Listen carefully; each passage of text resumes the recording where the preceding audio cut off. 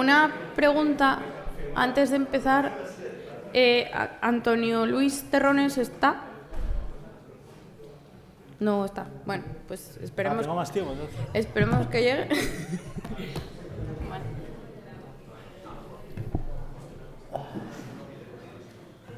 Y ahora para... Ahora. Tu ordenador, ¿eh? Yo no toco el ordenador. Yo no toco el ordenador de nadie.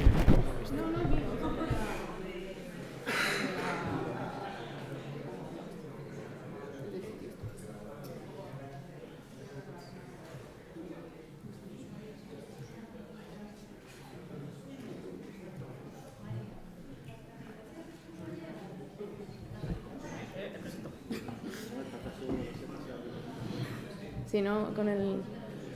Sí.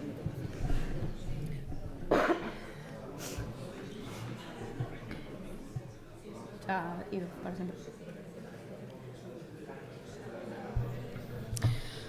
Bueno, comenzamos la segunda mesa de comunicaciones de la mañana. Esta va a ser el segundo bloque de comunicaciones de ingeniería.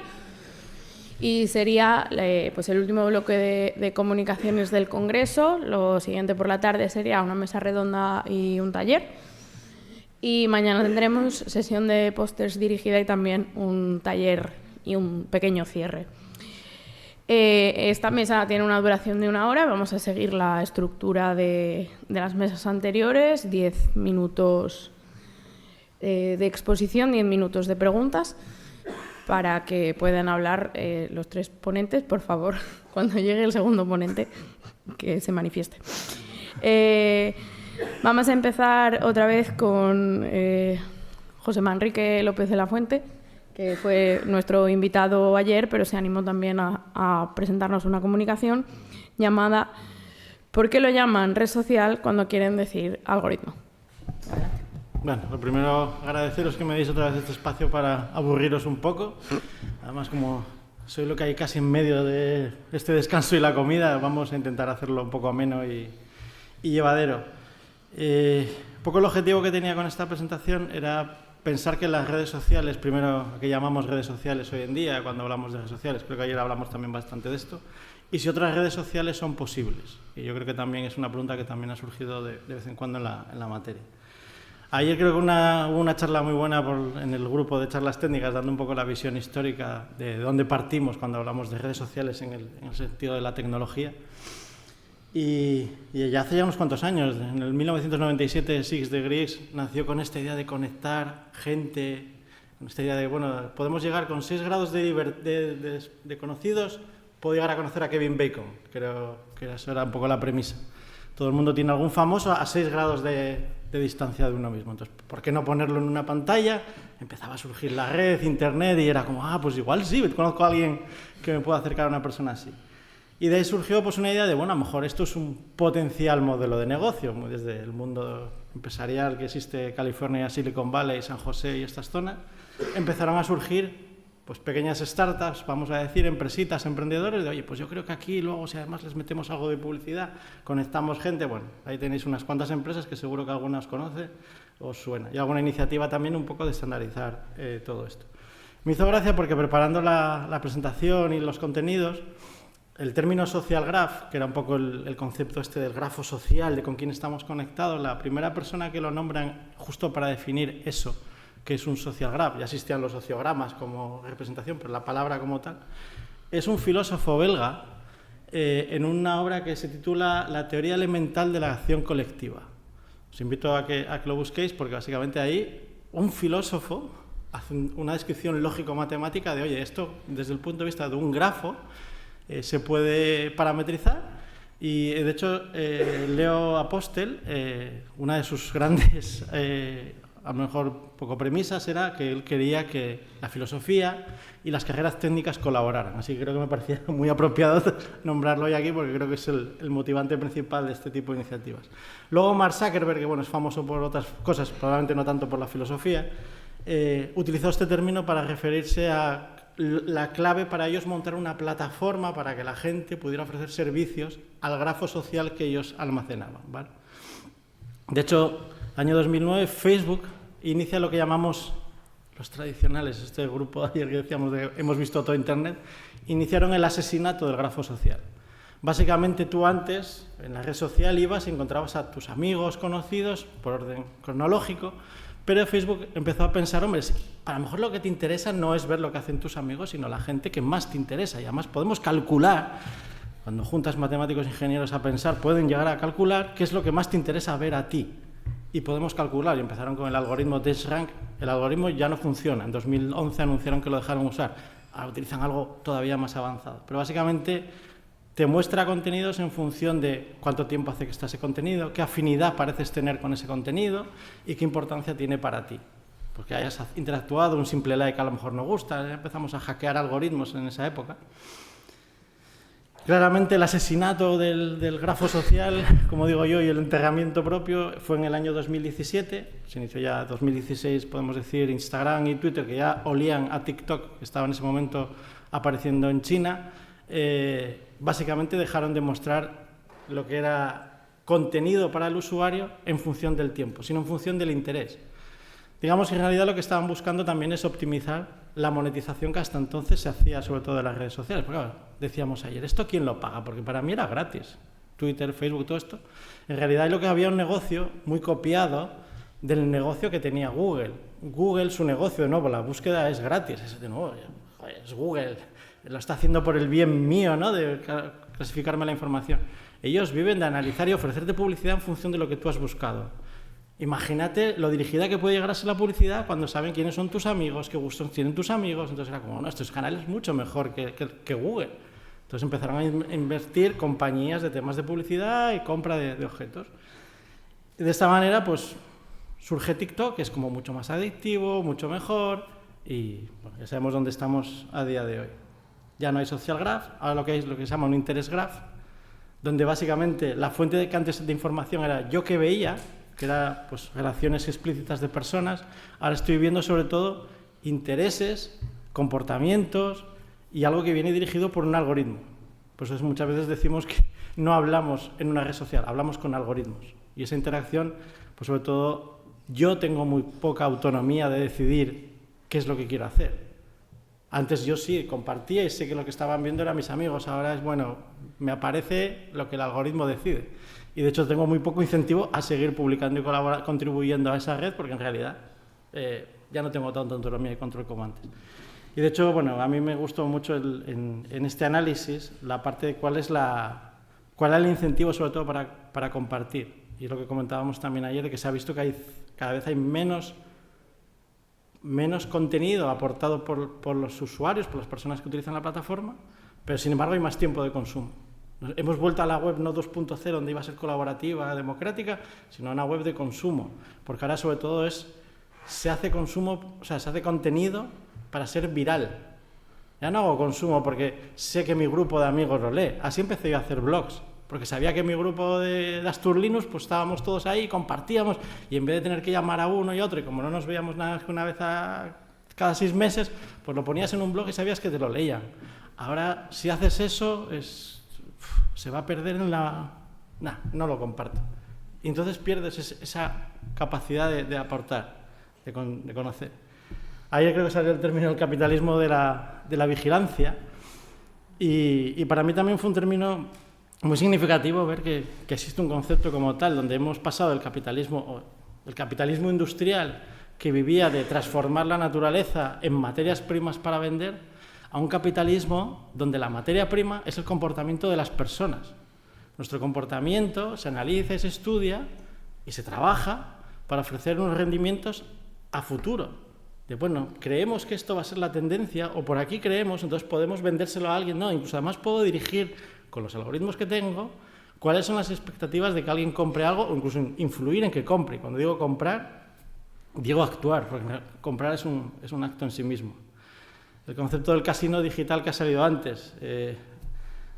Al final, para que todo esto pase, ¿qué tiene que suceder? Que estemos en la red, que estemos participando. Y para incentivar ese consumo, las empresas contrataron a gente que sabe de estos temas de adicciones. Supongo, bueno, si ha salido estos días, os sabéis, ¿por qué hacemos así para actualizar en Twitter o en la mayoría de las aplicaciones? Te dicen, no, solo tienes que hacer así. O sea, sale el relojito y te sale un nuevo contenido. ¿Dónde habéis visto eso antes? Las máquinas tragaperras llevan toda la vida teniendo esto, pudiendo tener un botón que lo hace. ¿Por qué haces esto? Porque tu gesto es, yo quiero algo y espero, no es lo que yo quiero. Y sigo haciéndolo. Y sigo haciéndolo. Y si además lo alimento con vídeos cortos que me dan bueno, a lo mejor el siguiente sí está bien. A lo mejor el siguiente sí está bien.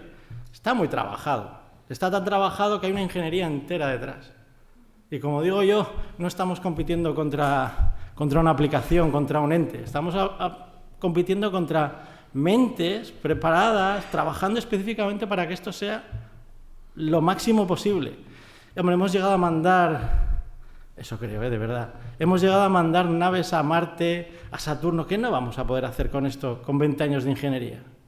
Estamos hablando de la primera red social en el 1997, estamos hablando de casi 30 años. Cuando Kennedy dijo que iban a ir a la Luna, tardaron menos de una década, ¿vale? Pensadlo así.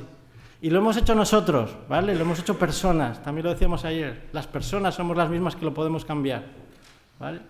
Entonces, ¿hay otra red posible? ¿Hay otras redes sociales posibles? Bueno, incluso desde Europa se está metiendo inversión, por ejemplo, en trabajar en lo que llaman el Fediverso. Son redes sociales federadas. El concepto de yo me puedo montar mi red social solo con mi grupo de amigos, nada más, controlada por mí. Sí, se puede, existe tecnología para hacerlo. Es una decisión política. ¿Queremos esta red o la otra? ¿Por qué la otra no la vemos tanto? Bueno, eso es una buena pregunta que podríamos dejar para el final. Pero desde luego existe, y tecnológicamente es factible y funciona. Funciona pues, de una manera que podéis ver ahí algunas pantallas. ¿Cuánto me queda? 1 minuto, perfecto. Mastodon, podríamos decir que es, no voy a decir el equivalente a X, porque luego siempre te van a decir, sí, pero no hace. Bueno, no hace que te sacas solo aquello que a ellos le interesa.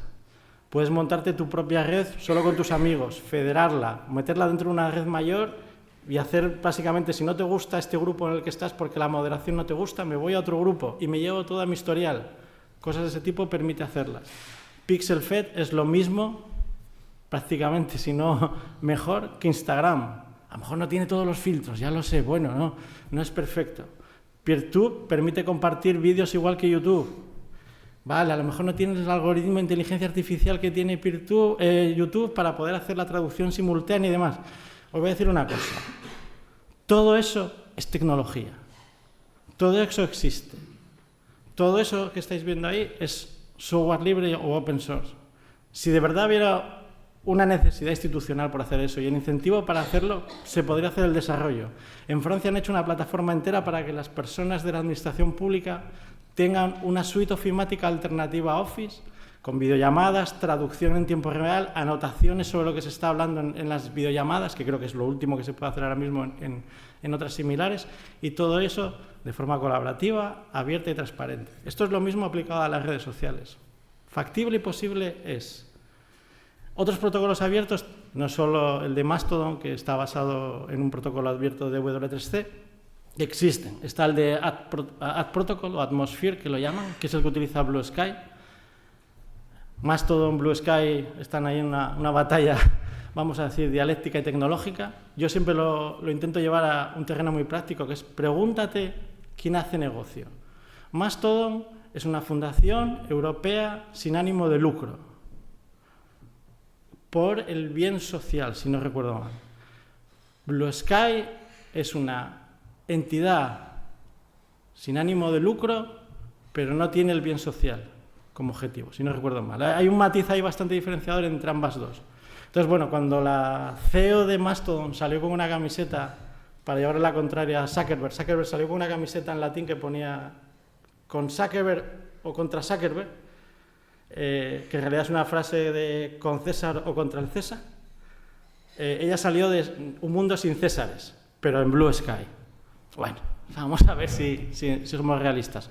En Mastodon es totalmente, no hay una entidad ni una persona que esté detrás. Podéis utilizarla, llevarla a vuestro entorno y similar. Nostr, que es otro protocolo abierto que existe, bueno, tiene ahí muchos debates sobre el mundo de los criptobros que están detrás de él, pero bueno, es otro protocolo abierto y hay que ponerlo para ser totalmente transparentes.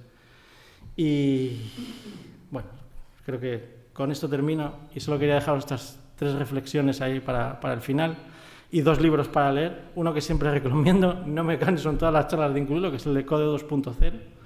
Uno al final de ver cómo el código realmente nos limita y es algo importante.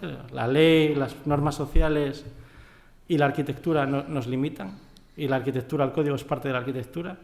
Si pensáis, el espacio es libre, puedo moverme por donde quiera, no puedo atravesar esa pared, y alguien ha decidido poner esa pared ahí. El código es lo mismo. Que tengamos un botón de like y no tengamos uno de dislike es porque alguien lo ha decidido, y es por algo. ¿Podemos cambiarlo o no? ¿Qué autonomía tenemos sobre eso? Por lo tanto, la tecnología no es neutral. Cada vez que tomamos una decisión sobre diseño tecnológico, lo estamos tomando con un conocimiento de que, bueno, esto puede o no puede causar un problema. Y, por tanto, la transparencia algorítmica y de estándares abiertos, cuando afectan a las personas y pensando que estamos intentando relacionar ingeniería y humanidades, creo que más que nunca son importantes. Que no estoy diciendo que otras soluciones no abiertas, no basadas en estándares, sean malas, pero al menos que sepamos tomar decisiones conscientes de qué es lo que estamos eligiendo cuando decidimos, me voy por el otro camino porque mi familia está allí, mis amigos están allí. Y ya está. Gracias.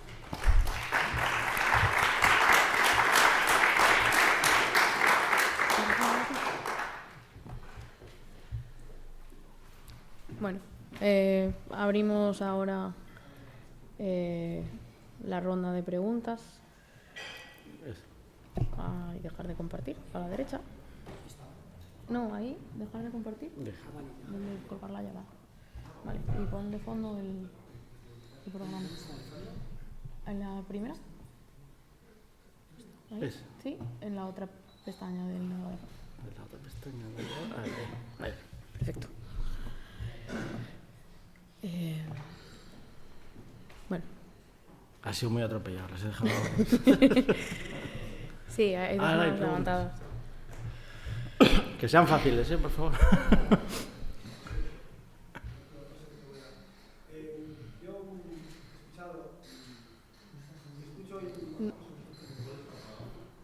Sí, tiene pinta de estar apagado.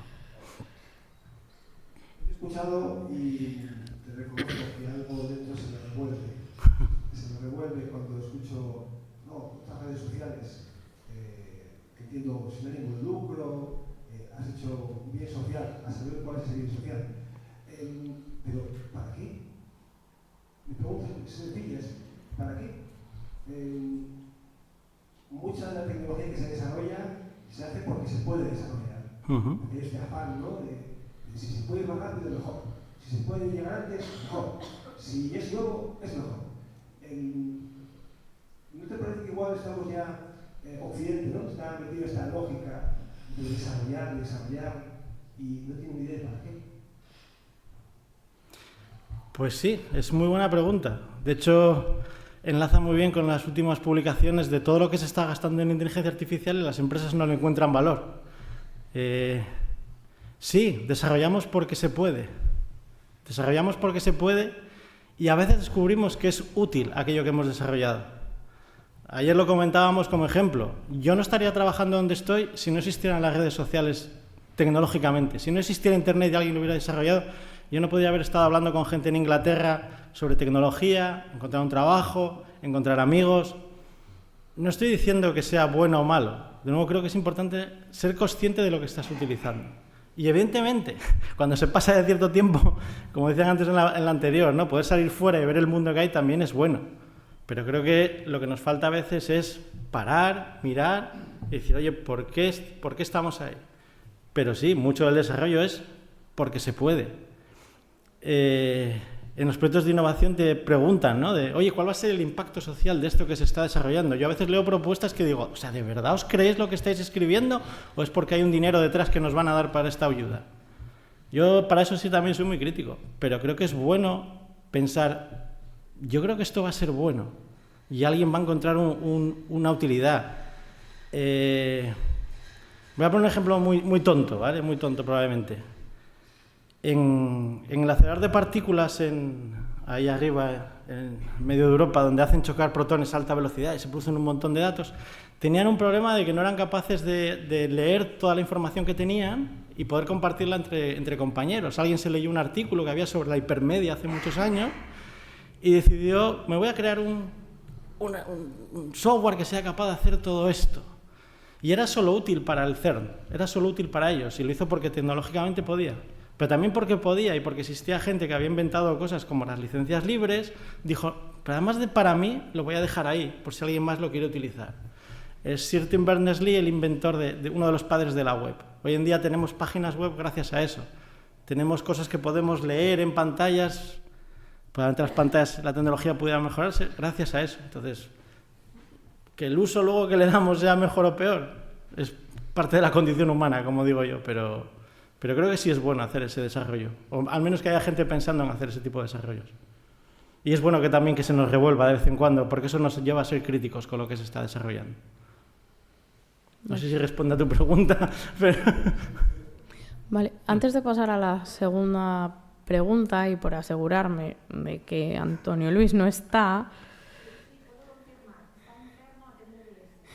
Vale, entonces podemos hacer la sesión hasta en punto y J puede hacer la otra mitad de la sesión, es para saber si apurar o no, así que adelante. Bueno, ahora ya son dos preguntas, pero si eliges solo una, también. La primera que me surgía es que cuando nos hablabas de que puede haber una transparencia algorítmica y mencionabas que hay cosas que no podemos intervenir. Y yo a veces tengo la idea que hay mucha información en internet en la que podríamos aprender a intervenir poquito, ¿no? Pero justo mi duda es, ¿tú qué crees? O sea, como las personas del día a día que no nos dedicamos a la ingeniería, ¿podríamos intervenir aprendiendo las cosas o nada más es parte como del mismo sistema donde dice aprende esto y vas a ganar mucho? Pero a lo mejor lo importante sería, a lo mejor podrías intervenir como hace justo el arte urbano de repente en los espacios públicos, ¿no? Que a lo mejor pudiéramos un día lograr intervenir ese botón de me gusta y que se convierta en no me gusta. O sea, eso se me ocurre, pero no sé si tenemos la posibilidad o si se necesita como, pues justo ser una persona de ingeniería con mucho tiempo y con muchos saberes para llegar a hacer las intervenciones. Esa es la pregunta 1. Y me surge la pregunta número 2, que si nos puedes hablar un poquito más de cuando nos hablabas del libro Code 2.0, que si nos puedes decir qué es lo que podemos encontrar interesante en este texto. Vale. Mira, voy a darle la vuelta a la pregunta 1 y responderla con la pregunta 2, ¿vale? En parte. El libro Code 2.0 está escrito por un abogado. No es una persona de ingeniería, no es una persona del mundo, vamos a decir, tecnológico. Es uno de los autores de la licencia Creative Commons, la de que permite compartir documentos de forma colaborativa y demás. Y el argumento principal del libro trata de cómo el código se convierte en... el código, la arquitectura, como lo queráis llamar, pero básicamente el código, el software, se convierte en una de las 4 fuerzas que deciden qué está bien y qué no está bien, o qué puedes hacer o no, que controlan el comportamiento humano. O sea, normalmente la ley, no matarás porque si no vas a acabar en la cárcel, las costumbres sociales, aquello de, bueno, esto no está bien visto, igual no lo hago, y la ley es una, o sea, y el código es otra de ellas. O sea, que al final yo tenga un botón me gusta o no me gusta, lo condiciona una aplicación. Que me puedo cambiar a otra aplicación que a lo mejor lo tenga, pero al final es eso, va sucediendo condicionado. Entonces, el libro, sobre todo lo que intenta enfocarse es hasta qué punto podemos empezar a exigir que si la ley o el poder político empieza a perder su fuerza frente a otras fuerzas, podemos exigirles que de verdad se pongan las pilas sobre ello. Básicamente, muy resumido, porque eso es bastante más largo que todo eso.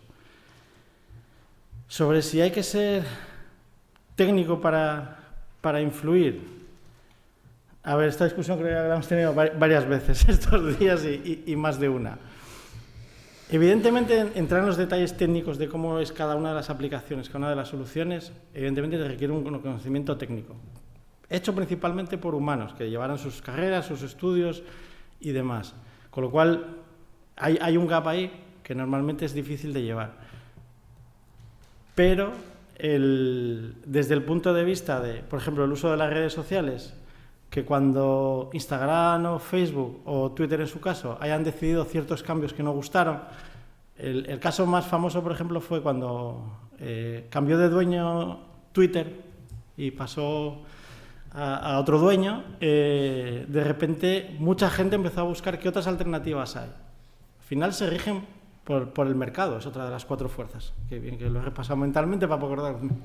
El mercado puede decidir también hacia dónde vamos. Entonces, poder crear un incentivo desde la sociedad para que existan otras cosas ha llevado a que en Europa, por ejemplo, exista una red pública basada en Mastodon para que los ciudadanos europeos puedan estar en esa red social. Que de nuevo, tú puedes estar en la que quieras, no te vamos a llevar la contraria, pero al menos hay una que va acorde a la legalidad europea y dentro del marco legal europeo. Que luego te puede gustar o no el marco legal y la legalidad europea. De nuevo, tienes Mastodon, móntatelo tú, coordínatelo tú. O sea, la posibilidad hay, el incentivo y las ganas de hacerlo ya es individual de cada uno. Bueno, pues yo creo que con esto ya... No sé, ¿hay más preguntas? Si no hay... Podemos... Quedan 2. Pero rapidito, vale, porque si no rápido, le acabamos no comiendo el tiempo a... Tú discutes en casa luego. Vale, pues muchas gracias, Francisco, por la presentación. Decías que las redes sociales son posibles, y preguntaba, pues que la que había dicho en su intervención de antes, que en otro mundo ideal a lo mejor no había redes sociales de este tipo, y ahora preguntaba el por qué. Y yo, que no me siento especialmente optimista en general, sí que me gustaría recordar que cada vez que hay un levantamiento en muchos países, lo primero que hacen los gobiernos es apagar Internet. Está pasando ahora en Irán, en Egipto, que hay una dictadura de 40 años por la organización de la juventud, una demografía extremadamente joven a través de redes sociales. Entonces, no sé si en un mundo ideal harían falta redes sociales o no. En este mundo yo creo que sí que hacen falta otras redes sociales que permitan rearticular lo que también otra ponencia de esta mañana ha dicho, es saber comportarse en lo público, aunque sea lo público virtual. Y me parece que es una batalla que no podemos ceder en ese sentido. Ya como reflexión está muy bien, ¿eh? Sí, podemos concluir aplaudiendo también a Pablo. A Pablo, no, aplaudimos a Pablo. Pues nada. Muchas gracias, Manrique. Llamo a la palestra a José Luis Muñiz Traviesas, a.k.a. J, que nos va a hablar de la algoritmización de la empatía. Y ahora viene nuestro asistente técnico. Está ahí abierta, creo. Sí, creo que estaba ahí arriba. Sí. Ahí, ¿compartes pantalla? No, estaba abierta ya. No. En la primera pestaña. Ahí. Entonces ahora compartimos pantalla. Arriba y ahí pantalla completa. Ya lo vemos ahí. Pues adelante. Nos ceñimos también un poco a los 10 minutos para 10 minutos, luego hacer... Vale. Bueno, puedes hacer 12 porque no... Yo te aviso cuando te queden un par de minutos. Vale, perfecto. Bueno, buenos días, gracias por venir. Yo en esta charla, titulada la algoritmización de la empatía, pretendía hacer una especie de educación cualitativa sobre, o una introducción a la empatía computacional, ¿no? Que es lo que rige ahora los chatbots, la inteligencia artificial con la que hablamos mucho, ¿no? Que a lo mejor estaréis vosotros acostumbrados como usuarios a interaccionar con ella, ¿no? ¿Quién soy yo para hablar de esto? Nadie, realmente. Pero soy un ingeniero electrónico con cierta experiencia en el uso de Machine Learning y una pasión ocasional a la filosofía, ¿no? Entonces, tal vez eso fue lo que me brindó a a estar en esta charla, ¿no? Si no tuviera una pasión por la filosofía, nunca hubiera llegado a ni siquiera saber de esto, ¿no? Los objetivos de la charla, que quería acabar con esto, y se solapan bastante con charlas que ya ha habido aquí, como es normal, serían asentar un poco terminología básica en el concepto de empatía computacional, establecer un paralelismo entre la empatía natural y esta empatía computacional o artificial, introducir unas limitaciones de esta empatía computacional, ¿no? Que hablamos antes de ser tecnopesimistas, ¿no? Hablábamos, ¿no? Bueno, yo creo que hay una luz al final del túnel, y presentar casos de uso de la empatía computacional en redes sociales, para enlazarlo con la temática del Congreso, no volver a la IA del Congreso anterior, ¿no? Nada, empezando ya con terminología, la empatía cognitiva, como yo he planteado esta charla, hay distintas teorías, los filósofos me tiran de las orejas. Yo lo veo como un subconjunto más intelectual de la empatía, ¿no? Existe la vertiente más emocional de la empatía, y la empatía cognitiva es esta vertiente intelectual de conocer el estado mental de algo, porque no tiene por qué ser una persona, desde una perspectiva intelectual, ¿no? Luego está la comprensión semántica, que es la capacidad de discernir el significado del lenguaje a pesar de las ambigüedades que existen en el lenguaje, ¿no? En la automatización del lenguaje, que ya hablaremos de ello, estas ironías, estas polisemias, estas frases hechas le cuestan, ¿no? Porque no siguen las normas establecidas de la sintaxis básica, ¿no? Intento evitar el uso de inteligencia artificial, de IA, ¿no? Porque no es un término técnico, es un término de marketing, realmente. Os quieren vender algo. También establecer una taxonomía de este tipo de algoritmos, ¿no? De este tipo de modelos que llaman inteligencia artificial como término paraguas, ¿no? Como hiperónimo, es difícil porque se mezcla mucho terminología de marketing y terminología técnica. Yo me voy a atrever a hacer una taxonomía muy sencilla para intentar que lo entienda todo el mundo, sobre todo yo, porque a mí me cuesta esto también, y simplificar lo que es general a todo este tipo de modelos que a veces llamamos IA. Yo voy a intentar no usar el término IA en esta charla, que son algoritmos que intentan discernir patrones sin estar basados en reglas, ¿no? Es decir, tú no los programas explícitamente para seguir esos patrones o para buscarlos. No son algo puramente estadístico, es un paradigma de programación distinto. En esta taxonomía de la que os hablaba, vamos a usar simplemente dos categorías, ¿vale? Dos categorías paraguas muy amplias, ¿no? El aprendizaje automático o machine learning y el aprendizaje profundo o deep learning. Los voy a usar indistintamente en esta charla, perdonadme, es que la mayoría de literatura de esto está en inglés. El aprendizaje automático y el aprendizaje profundo realmente también están ideados matemáticamente desde hace mucho tiempo, de la década de los 50, de los 60. ¿Qué pasa? La implementación física no es lo mismo que idearlo matemáticamente, ¿no? Entonces el aprendizaje automático, al ser algoritmos más computacionalmente menos exigentes, ya se podía implementar desde los 50, ya existían métodos, ¿no? O sea, se van avanzando, se van surgiendo nuevos algoritmos, pero ya era implementable. En cambio, el aprendizaje profundo no, necesita hardware moderno, que existe desde 2010, y ya son topologías de red distintas que no quiero entrar en mucho detalle porque se pone un poco técnico, pero para que os hagáis una idea, ¿no? El aprendizaje automático sería, por ejemplo, un filtro de spam que no es ligero, ¿no? Una automatización de comentarios, las sugerencias de comentarios en LinkedIn. Y el aprendizaje profundo sería más, por ejemplo, esos chatbots que estamos acostumbrados. No quería tampoco mencionar marcas comerciales de esto, los voy a llamar LLMs, reconocimiento de imágenes, traducción. Se ha hablado de esto en las charlas anteriores. La traducción con aprendizaje profundo tiene esta característica que hablamos antes de la comprensión semántica. Es la diferencia con la traducción basada en reglas, que ya existía. He hablado del hardware, que antes no existía, no tal. A lo mejor no deberíamos entrar demasiado en esto, pero me pidieron que hablara más de ingeniería. Entonces yo introduje esto, que es la necesidad de por qué el aprendizaje profundo necesita un hardware distinto, ¿no? Es el volumen de datos que necesita un volumen de datos increíble.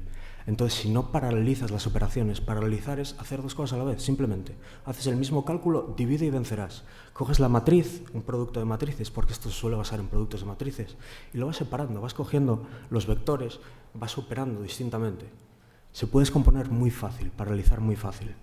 Quedaros con eso, sin más, no hay que entrar en detalles matemáticos ni nada. Entonces, el hardware específico que existe de estos componentes para el aprendizaje profundo, existen tres variables, ¿no? O sea, tres opciones. Las GPUs, que no se idearon inicialmente para la IA, las NPU y las TPU. Las GPU se desarrollaron inicialmente para el desarrollo de gráficos, ¿no? Tú quieres mostrar píxeles en pantalla y ir uno por uno es imposible. Tienes que paralizar las operaciones. Las NPU y TPU están pensados para operaciones ya con vectores, para realizar esas operaciones, para hacer IA. ¿Qué diferencia NPU y TPU? Uno está integrado en dispositivos y otro en servidores. Uno lo tiene Google y otro lo tienes tú, en tu PC, en tu móvil. Los móviles, las cámaras, ya tienen un filtro de IA por sí, que no puedes apagar. Recordatorio un poco de lo que vamos un poco rápido, ¿no? Tenemos la empatía cognitiva, la comprensión semántica, esta taxonomía que hemos hecho de Machine Learning, Deep Learning, y esta necesidad del hardware específico. Entonces tenemos una tarea y una manera de implementarla. ¿Qué es esta tarea? Es la empatía computacional. La empatía computacional es intentar... le doy alergia. ¿Me estoy pasando de tiempo? No. Vale. Vale. Nada, es esta empatía cognitiva y comprensión semántica, automatizarla, ¿no? Intentar sacar esas conclusiones a través de un algoritmo. En un ordenador, una implementación de estas es el procesamiento del lenguaje natural, ¿no? El NLP, que se llama. El NLP se divide en dos partes, ¿no? Tú tienes entender y generar. Tú cuando hablas con un chatbot, entiende lo que le estás diciendo, entiende cómo se lo estás diciendo, el contexto de lo que le estás diciendo. Si le hablas de ciertas maneras, cambia el registro y cambia su respuesta. Si le hablas más académico, te va a responder más académico. Si le hablas más casual, te va a responder más casual. Es un poco esto. Esto es el NLP moderno. El NLP clásico es más... es eso, esos bots de spam, que claramente es un bot de spam que no se diferencia claramente, ¿no? Este tipo de empatía computacional y este tipo de modelos de deep learning tienen limitaciones muy claras. ¿Qué pasa? Un modelo de red neuronal, de deep learning, si le das datos sintéticos, es decir, si le das datos ya tramitados por otro modelo, el rendimiento de ese segundo modelo es peor. Es decir, no puedes retroalimentar la salida de un modelo con el siguiente. Y menos mal, porque si no tendríamos la inteligencia general ya hecha, ¿no? Entonces, ¿qué pasa? De unos años para aquí, supongo que os habréis dado cuenta, Internet, la búsqueda en Google, la búsqueda de imágenes, todo esto es mucho peor, porque está totalmente llena de imágenes generadas por IA. Esto es veneno para este tipo de modelos, para los datos, ¿no? Para entrenamiento de estos modelos. Entonces, analizan ese lenguaje natural, generaron estos datos sintéticos en Internet, y los nuevos modelos ya no pueden buscar en Google los nuevos modelos sin emponzoñarse. Pasando a una cuestión de redes sociales en este tipo de lenguaje artificioso, ¿no? De empatía computacional. El usuario, ya lo hablaba en distintas charlas, es un dato. O sea, los datos del usuario en las redes sociales se usan para entrenar este tipo de modelos. Ese es el cobro encubierto que estamos usando en las redes sociales. Ya lo hablaba Manrique, lo hablaban otros ponentes de este tipo de coste encubierto, ¿no? Esto ya han hablado un poco de ello, entonces voy a ir un poco al final a las conclusiones. Nada, la empatía cognitiva como un caso de uso para estos modelos de aprendizaje automático o la IA, ¿no? Estos LLM, el no hablar de IA porque es un término de marketing, que no se engañen, o sea, son tecnologías muy distintas. El machine learning y el deep learning son muy distintos. Los límites de estos modelos y el valor intrínseco de vuestros datos naturales al postear. El ser vosotros el valor añadido en las redes. Tenedlo en cuenta. Os están cobrando, sin decíroslo. Gracias por... y perdón por... Os puse aquí un par de imágenes de broma y realmente la charla solo era para que entendierais estos dos memes. No.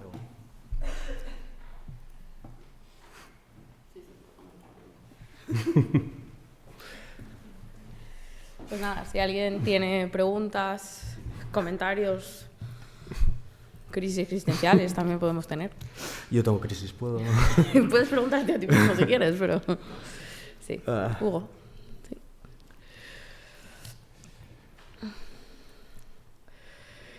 Yo quería preguntar acerca de la viabilidad a largo plazo de los modelos de lenguaje, sobre todo por ese tema de la degeneración. Sí, del colapso de modelo, sí.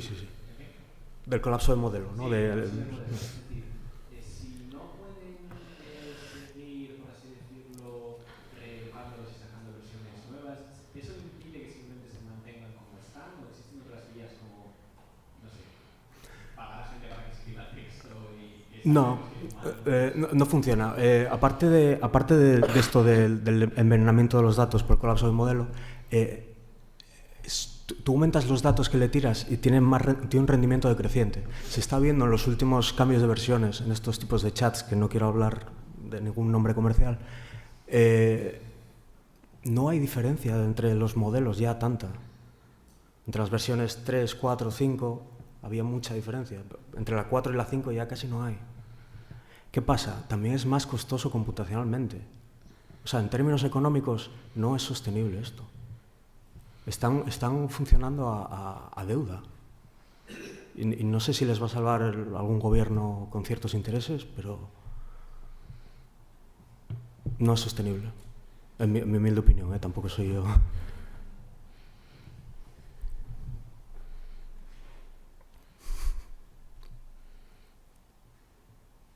Bueno, yo tengo una pregunta, entonces si nadie más quiere preguntar si no son sostenibles, que evidentemente no lo son y que están yendo a pérdida todas estas empresas que no queremos nombrar por su nombre, bueno, aparte del costo literal, el costo ecológico que tienen, ¿por qué crees que están haciendo este desembolso masivo de millones y millones e incluso billones de los suyos, ¿no? Americanos?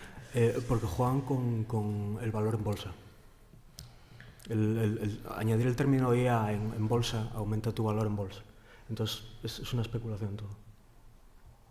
O sea, es una burbuja. Estás Sí. diciendo, hay una burbuja de la inteligencia artificial. Sí. Vale.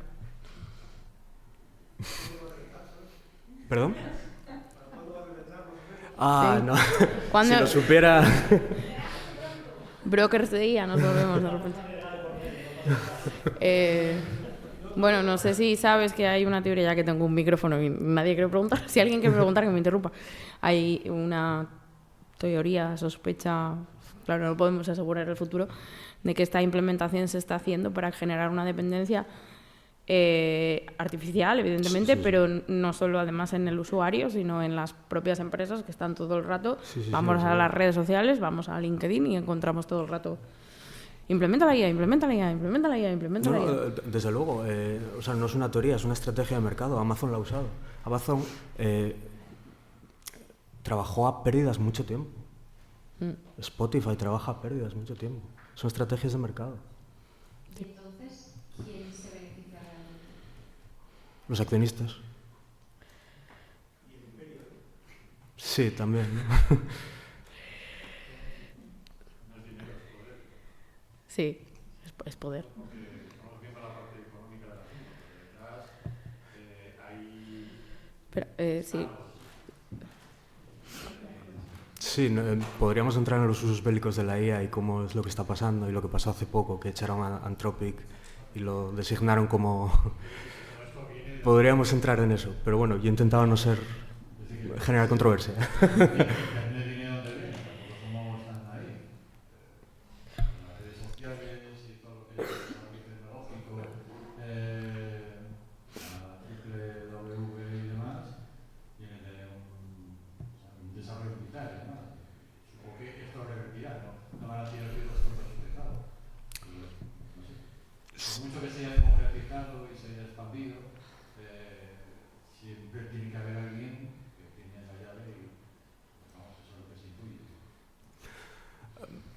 Sí, o sea, podríamos no ser tan tecnopesimistas.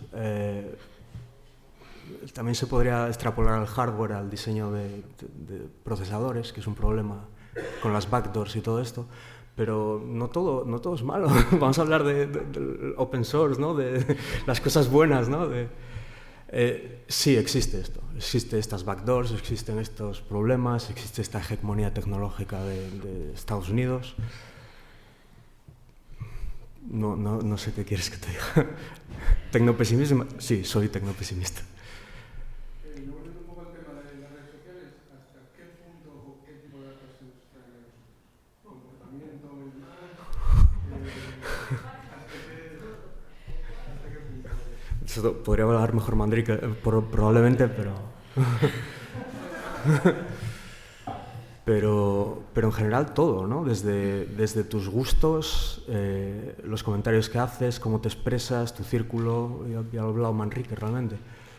Y también la fisionomía de las caras, que eso no se habla mucho, ¿no? Pero subes la imagen de tu amigo a cierto chatbot para que diga, oye, ponle un sombrerito de no sé qué. Le estás dando tus datos, le estás dando la imagen de tu amigo y sin consentimiento a veces. Entonces es un poco cuestionable eso.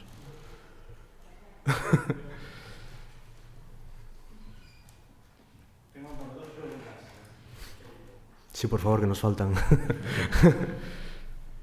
Cuando has dicho el colapso del modelo, porque los datos y el entrenamiento del modelo, las iniciativas en este sentido de entrenar modelos con datos sintéticos, es decir, de modelos capaces de producir datos para entrenar nuevos modelos, ¿eso cómo nos va a afectar?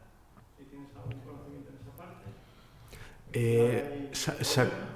Sacaron un white paper hace poco de una arquitectura distinta que respondía mejor a esto, que era más robusta a esto, pero no lo he leído.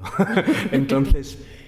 La información existe, no la tenemos. Dentro del tecnopesimismo en el que vivimos respecto a la IA, más de uno, esta batalla entre, vamos a decir, el bloque occidental, colocándonos Europa en el medio, ¿vale? Entre el bloque occidental de vamos con las megacorporaciones que van a tirar miles de millones de billones de dólares en construir una IA que va a ser maravillosa, nos va a sacar de la pobreza, va a curar el cáncer y vamos a vivir estupendamente, pagando evidentemente. Y la alternativa que presentan desde el bloque oriental de no, vamos a hacer modelos libres para que se devalúen los modelos occidentales, que haga la economía del otro lado del estrecho de Bering y ver qué pasa. ¿Cuál es tu visión en ese tecnológico? Me parece brillante por su parte. Digamos que los modelos occidentales se han entrenado en datos robados y ellos han cogido los pesos de esos modelos y los han robado al ladrón. Me parece... El Robin Hood de la IA. A ver, es que introducen sus sesgos también, ¿no? Había puesto ejemplos cuando en cierta versión de esta presentación había ejemplos con nombre y apellidos, pero decidí no ser incendiario. Aunque veo que todo el mundo aquí es más incendiario que yo, entonces, genial, me siento un poco más arropado.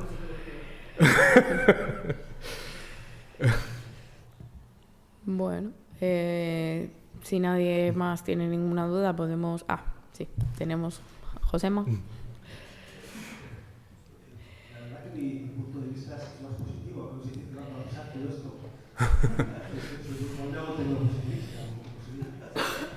En esa manera sí, ¿no? Sí. Yo no sé si estoy entendiendo bien, estoy entendiendo que el modelo de las, como se dice, Sí, Large Language Model, sí. Características propias o algo así, ¿no? Está llegando a sus límites, si estoy entendiendo. Sí, tú aumentas el número de parámetros, ¿no? Aumentas el volumen de datos y tienes cada vez rendimiento más decreciente, que se llama, es decir, mejora cada vez menos con respecto a la cantidad de datos que le tiras encima. Entonces esto claramente, si ves la línea de tendencia, va a aplanarse la curva de rendimiento. De acuerdo. Dado que ahora se quiere implementar estos dispositivos de administración pública, los estoy implementando en todas partes, ¿esto quiere decir que hay riesgo, riesgo de que esto arrastre un problema importante? Porque si se está colocando en este tipo de dispositivos información o procesos administrativos sí, se presenta un... Como Club de la Lucha, cuando en la película estallan los edificios, ¿no? Que tienen los nodos de control bancario y se hace la puesta a punto, ¿no? Sí, se ha demostrado y hay casos, ya ejemplos, hay vulnerabilidades hechas por IAs. No solo las IAs, no solo generan, estoy usando IA, lo siento, generan malware, sino que presentan vulnerabilidades en sistemas. Porque tú puedes hacer lo que se llama ingeniería de prompts a un sistema de este estilo y que te dé toda la información, te da las llaves de casa. Entonces sí, es un problema. ¿Qué pasa? Que hay modelos que si no les das la capacidad o esos datos, no les das acceso directo a esos datos, pues se puede hacer una alternativa segura a esto. Una pregunta más, si me parece. Sí. Hay un cierta dirección, ¿no? Ahí se plantean muchas cosas. La chica mecánica es un libro de ciencia ficción, otro que se llama Un chingo de agua. No recuerdo el autor, te digo cada loop y si no recuerdo el autor. Este señor plantea que en un momento dado el desarrollo tecnológico es tan especializado, tan dependiente de la tecnología, que una brecha de la propia tecnología puede dejarnos sin saber cómo funcionan las cosas sencillas, ¿no? Pues eso era una válvula que mantenía un dique de contención de agua para el mar. ¿Esto está cerca? ¿Esto es viable? Es decir, que estemos tan súper especializados, sobre todo hablando de ingeniería, que para alcanzar el nivel de conocimiento requiera tantos años que llega un momento donde hay una quiebra en esa cadena de conocimiento. No sé si estoy explicando. Sí, te entiendo. En este aspecto, mira, no soy tecnopesimista. Tú puedes entender en términos cualitativos, no tienes que llegar a la implementación de las cosas para entender. No lo he conseguido probablemente, pero mi idea con esto era tener una visión cualitativa de estos modelos, ¿no? Entrar un poco en... Claro, intento no mojarme tanto que al final falta información, ¿no? Pero es que en 15 minutos esto es imposible. Pero hay vídeos en YouTube, y te lo explican muy bien. Y no hace falta entender todo por debajo, ni el contexto matemático de detrás. Yo no lo entiendo, el contexto matemático de muchos de estos modelos. Pero como usuario lo puedo categorizar, lo puedo ver, saber las capacidades de cada uno, ¿no? No es tan complicado. Una educación intermedia entre el usuario y el usuario desinformado y usuario informado, ¿no? Bueno, si os parece bien, damos la sesión por concluida. Muchas gracias.